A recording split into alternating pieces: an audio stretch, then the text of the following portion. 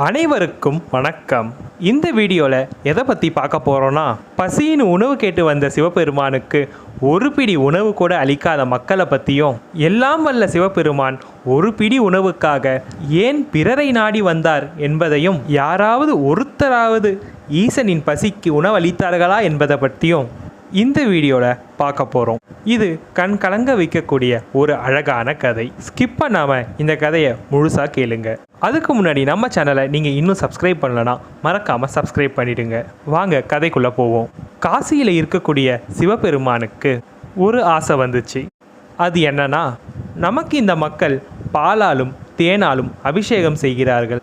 எண்ணற்ற உணவு வகைகளை பிரசாதமாக எனக்கு நெய்வேத்தியம் செய்கிறார்கள். என் மீது அளவற்ற அன்பும் பக்தியும் வைத்திருக்கிறார்கள். அப்போ நான் ஒரு யாசகம் கேட்பவனாக இந்த காசி மாநகரை சுற்றி வந்தால் நமக்கு எப்படிப்பட்ட வரவேற்பு கிடைக்கும் என்று பார்க்க சிவபெருமான் ஆசைப்பட்டார். யாசகம் கேட்பவராக உருவெடுப்பது சிவபெருமானுக்கு இது என்ன புதுசா?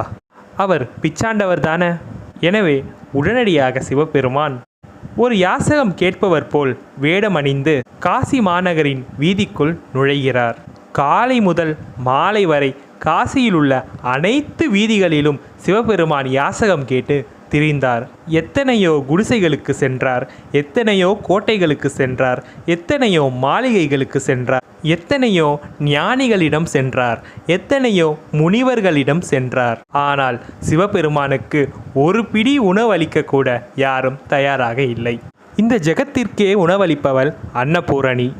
அந்த அன்னபூரணியின் கணவனான சிவபெருமானுக்கு அந்த காசி மாநகர மக்கள் ஒருவர் கூட உணவளிக்கவில்லை. இப்பொழுது பசியால் வாடிப்போன சிவபெருமான் மாலை வேளையில் காசி மாநகரின் எல்லைக்கு வருகிறார். அந்த இடத்தில்தான் காசியில் உள்ள அனைத்து சாக்கடைகளும் சங்கமிக்கிறது. அந்த இடத்தில் தூரத்தில் இருந்தவாறு சிவபெருமான் ஒரு ஏழையை பார்த்தார்.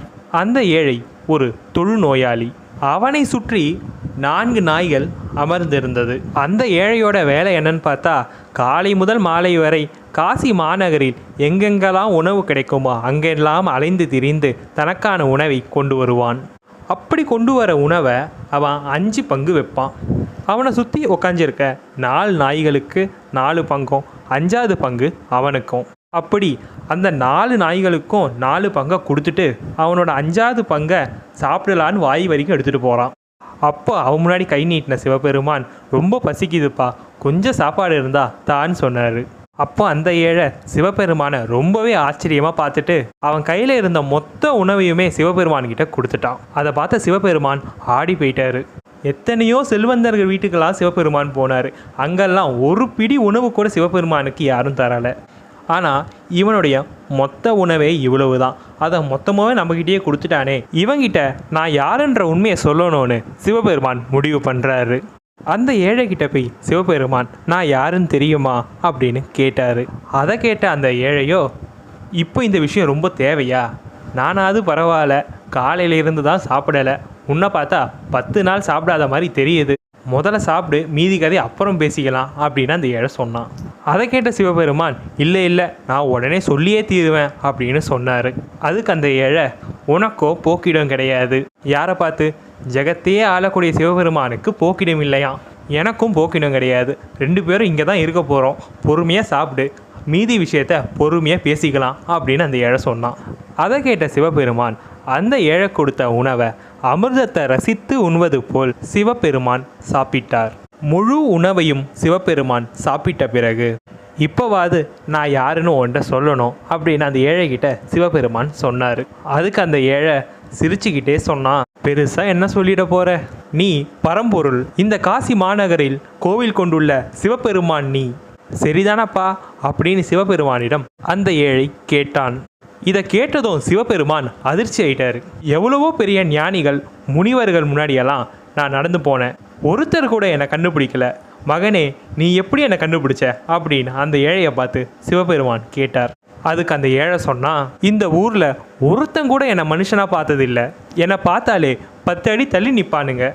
அப்படிப்பட்ட என் முன்னாடி என்னைக்கு ஒருத்தன் வந்து எனக்கு சமமாக அமர்ந்தானோ, என் அழுகி போன கையில் இருக்கக்கூடிய உணவை கூட ஒருத்தன் சாப்பிடுவானா? என் பரம்பொருளே, என் கருணை கடலே, உன்னை தவிர வேற யாரா இருக்க முடியும்? எம்பெருமானே, நீ எப்போ என் முன்னாடி வந்து அமர்ந்தியோ அப்போவே நான் கண்டுகொண்டேன் நீ யாருன்னு அப்படின்னு அந்த ஏழை சிவபெருமானை பார்த்து சொன்னான்.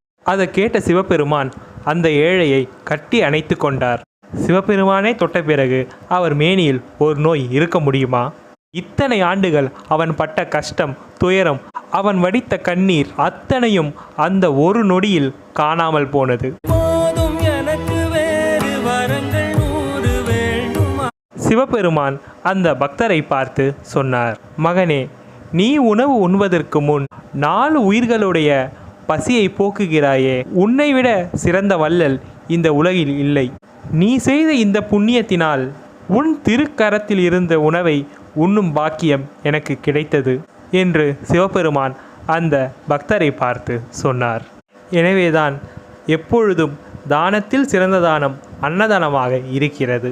பிற உயிர்களின் பசியை போக்கி வந்தால் நிச்சயம் ஒரு நாள் ஏதேனும் ஒரு ரூபத்தில் சிவபெருமானை நேரில் வந்து நம் கரத்தினால் தரக்கூடிய உணவை சாப்பிடுவார். இத்துடன் இந்த அழகிய கதை நிறைவு பெறுகிறது. இந்த வீடியோ உங்களுக்கு பிடிச்சிருந்தா மறக்காமல் லைக் பண்ணுங்கள். இந்த வீடியோவில் சொன்ன இன்ஃபர்மேஷனை உங்கள் ஃப்ரெண்ட்ஸ் அண்ட் ஃபேமிலிக்கும் ஷேர் பண்ணுங்கள், அவங்களும் தெரிஞ்சுக்கட்டும். இதுபோல் நிறைய வீடியோ நம்ம சேனலில் வர இருக்குது. அது எல்லாம் உங்களை வந்து அடைய மறக்காமல் கீழே இருக்கிற சப்ஸ்கிரைப் பட்டனை ப்ரெஸ் பண்ணுங்கள்.